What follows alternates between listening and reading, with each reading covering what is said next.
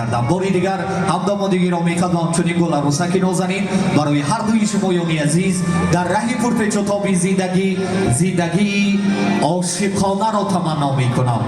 دوستان عزیز، میهمانان عالی قدر، این لحظه زیبا باشد فرصتی رسیده است که من خواسته باشم اولا زیر قرصک‌های بلندترین هر یکی ما و شما همدامادگیران بقدر و همچنین گل عروسکی نازنین را روی کرسی‌های شاهنشاهی شاهانه مرحبا گفته باشم. به دوستان عزیز اولا یک قرصکی بلند میزنیم و مرحبا میگوییم و تخت و بخت شاهانه. مرحبا و جای خود نشسته باشید. مرحبا.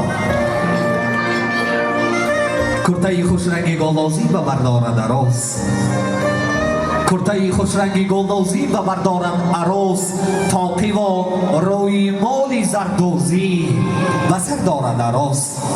میرود از بری مادر بر کنار یاری خود، هم لبی پرخنده و هم چشمی تر.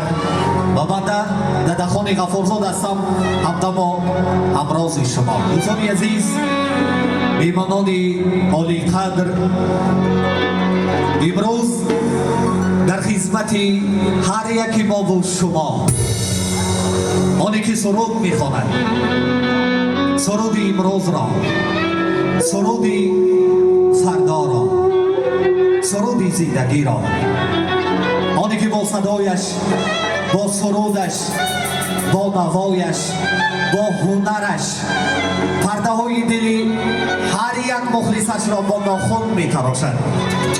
آنی که از عشق میسراید و صدای راز و نیازی جوانی است، آنی که محبوبی خلق است، آنی که واقعا صمیمانه، عاشقانه، عارفانه، مهمش دوستان عزیز تاجیکانه میسراید. آنی که امروزها یکی از ستاره های درخشان ترین صنعت اسفاره این باستان است. حیات جان رضایف را روی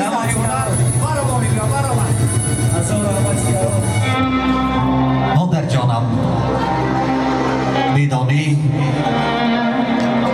تو کوهی صد بر آسمان، ما کوه پاره ای.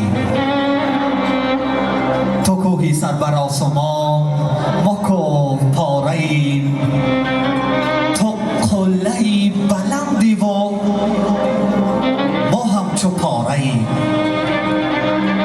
بیرون شدن زی راه تو بر ما فلاکت است، بیرون شدن زی راه تو بر ما فلاکت است. تو همچو راه آهنی، ما چون قطاره ایم. در فکر زندگی ما تو آب و ادا شدی. زنده باشید.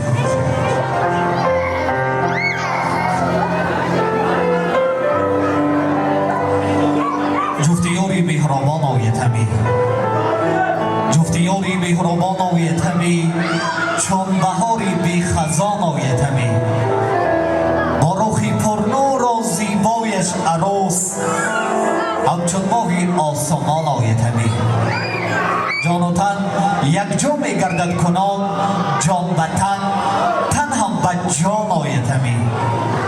با نوای چنگ و بازد تا سران، مطربی شیرین زبان آید همی.